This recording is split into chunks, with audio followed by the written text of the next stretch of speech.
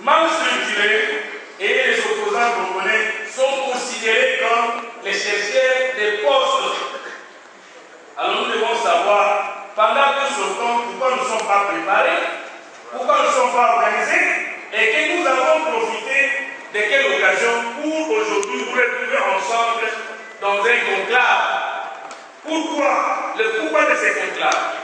Les uns vont me dire, c'est pour répondre à l'ordonnance portant création, fonctionnement, organisation, création, fonctionnement des concertations nationales parmi ces cabinets. Les autres me diront que c'est pour consolider l'unité de l'opposition. Mais comme je le dis, qui pose la question à la recherche de la réponse, je suis convaincu que c'est sur base de l'odeur de dialogue que nous voulons aujourd'hui faire semblant de nous organiser, alors que ce n'est pas le cas.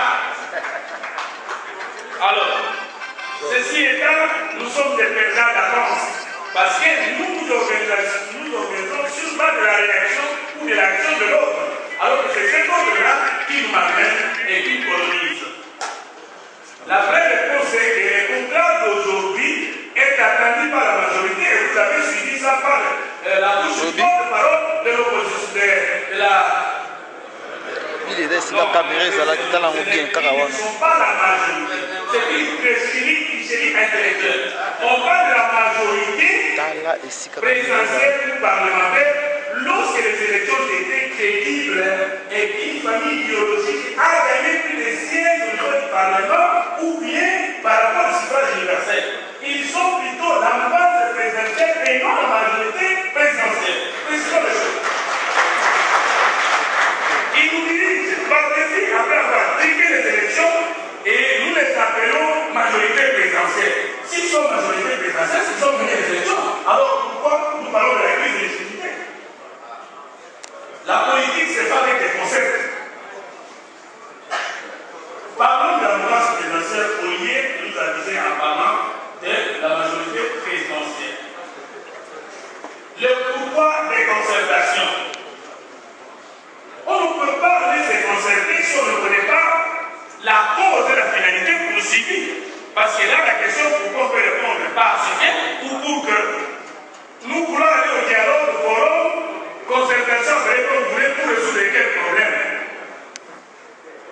D'après l'ordonnance portant création, organisation, fonctionnement des concertations nationales, M.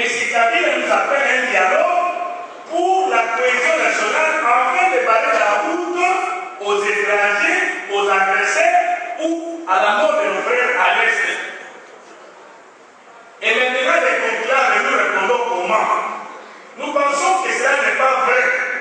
Parce que si nous devions nous rencontrer pour barrer la route à nos agresseurs, nous devions faire des concertations entre 2006 et 2011.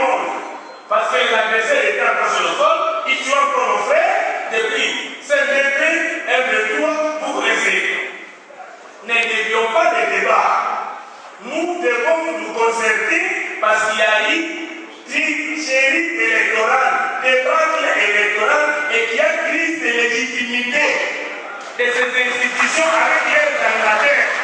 Ne devions pas. Donc si nous sommes venus répondre à M. Kabila, nous serons seulement lui demander de nous proposer une autre ordonnance signifiant la cause, la nature et les finalités des concertations. C'est autour de la crise de légitimité des animateurs et des institutions issues des élections bâclées, ou plutôt non pénibles. C'est ça le pourquoi. Et c'est pour cela que moi je suis venu participer en tant que secrétaire de la troisième fois et membre de la LONI, c'est-à-dire dynamique de l'opposition non institutionnelle. Le pourquoi est terminé. Deuxième point. On prédit les dialogues. On ne peut pas appeler les gens au dialogue sans connaître qui vont dialoguer. À l'issue des élections bâclées, nous avons deux présidents. Un président institutionnel qui est M. Kabila, un président populaire qui est Etienne Tshisekedi Wamunda. Ça, vous le savez. Alors, si nous devons dialoguer, parce que tous les deux présidents ont prêté serment et qu'Etienne Tshisekedi Wamunda avait été opposant, parce qu'il a déjà prêté serment.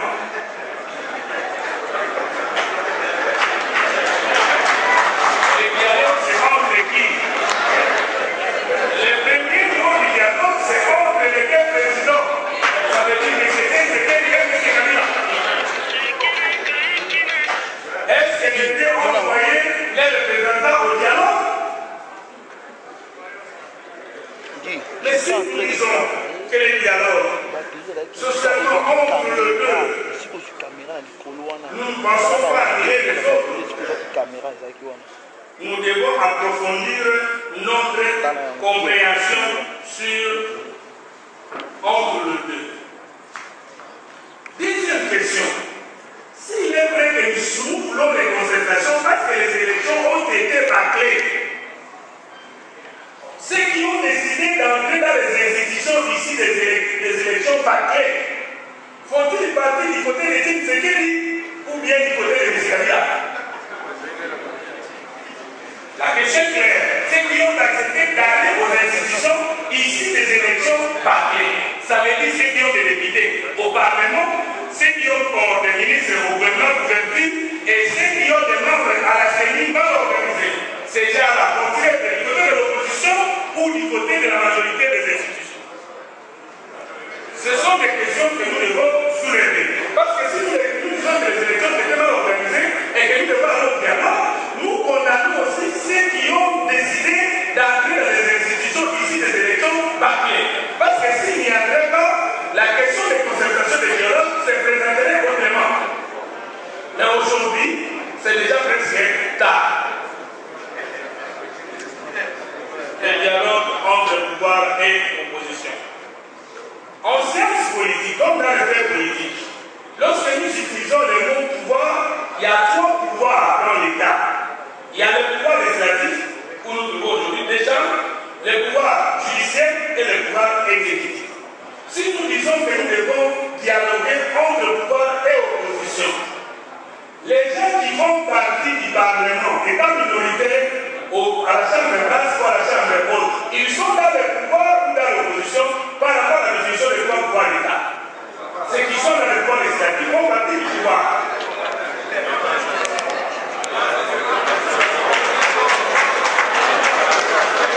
Je ne vous apprends rien, c'est ce que nous avons tous appris.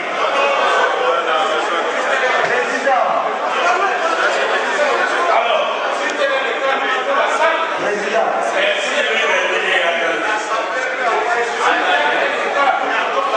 comment peut-on appeler opposant quelqu'un qui n'a jamais organisé ni conseil, ni action, ni organisation contre le régime en place?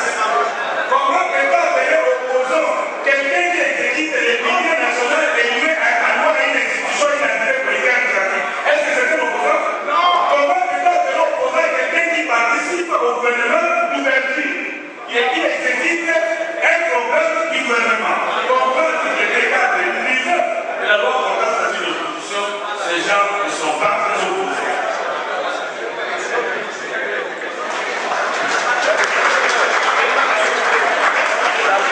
Elle va rester dans les textes.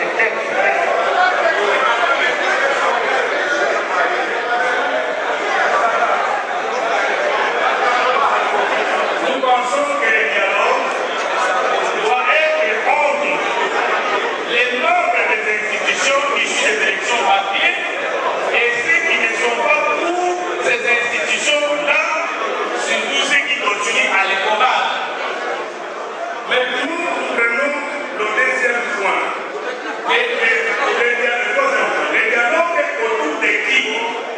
Si nous connaissons que le dialogue c'est entre le président Kabila et le président Tshisekedi, si nous connaissons que le dialogue c'est entre ceux qui sont aux institutions et ceux qui ne sont pas aux institutions, nous devons nous poser la question de savoir qui sera le juge ou l'arbitre. À cette question, nous disons que M. Kabila n'a pas la qualité d'être arbitre, comme s'il ne faisait pas partie du conflit national. Alors nous proposons connaître le schéma suivant. Étant donné qu'il a donné une décision avec 2 personnes, nous comprenons que 3 personnes, ça fait 5. Et voici les chemins. Si le président Kengo peut être considéré comme opposant, c'est vraiment qu'il représente l'opposition institutionnelle. Si comme M. Minakou est de la majorité, qu'il soit dans la présidence pour représenter M. Kabila est allié. Après, nous devons avoir le représentant du président Etienne Tshisekedi, plus le représentant de l'opposition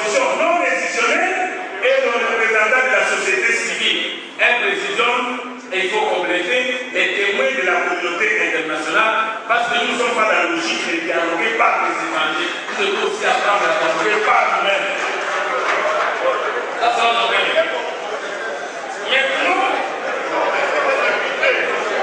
par rapport au conclave, proposition, chapitre de proposition, nous demandons à M. Kabila de signer une autre ordonnance portant création, organisation et fonctionnement réel du dialogue incitant les vrais problèmes qui constituent aujourd'hui la nécessité de régler, ça veut dire la crise de légitimité des institutions issues des élections papiers du 28 novembre 2011. Deuxièmement, avant ou après avoir signé cette ordonnance, d'amnistier tous les Congolais de la diaspora et de l'intérieur pour leur permettre de venir assister à ce dialogue parce que nous voulons un dialogue national et inclusif. De libérer tous les prisonniers d'opinion pour qu'ils aussi puissent donner leur point de vue par rapport au conclave de l'opposition. Nous ne pouvons pas nous réunir au conclave de l'opposition seulement pour voir que la faute c'est les autres.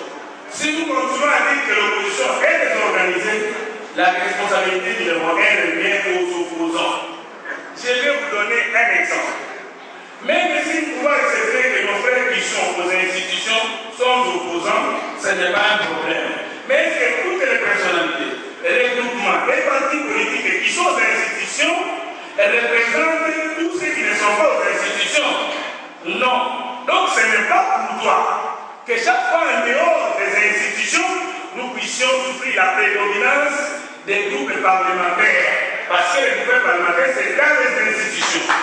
Et lorsque nous parlons opposition, nous devons parler opposition conformément à la loi portant statut de la création et organisation de l'opposition à la République démocratique du Congo. Dans cet article 2, 4 et 19, l'opposition à la République démocratique du Congo est institutionnelle et extra-parlementaire. Nous devons par exemple aujourd'hui trouver que débat ici, on ne va avoir des représentants de l'opposition institutionnelle et des représentants de l'opposition non institutionnelle. Ça devient cohérent parce qu'il faut un dialogue franc entre nous.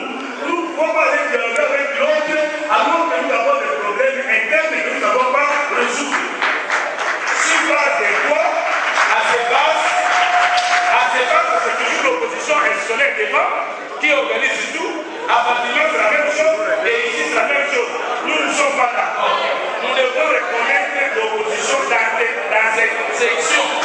Et qu'à tous les niveaux, pilote technique, organisation, commission, dialogue, on doit tenir compte de la différence dite du fait de la loi qui a dit que l'opposition est institutionnelle et non institutionnelle. Et nous devons être représentés de cette manière-là. J'ai dit et je vous remercie.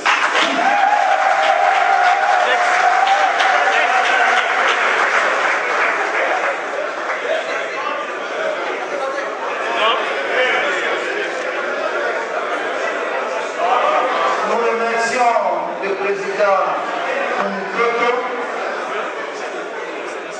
Nous avons besoin de votre texte. Mais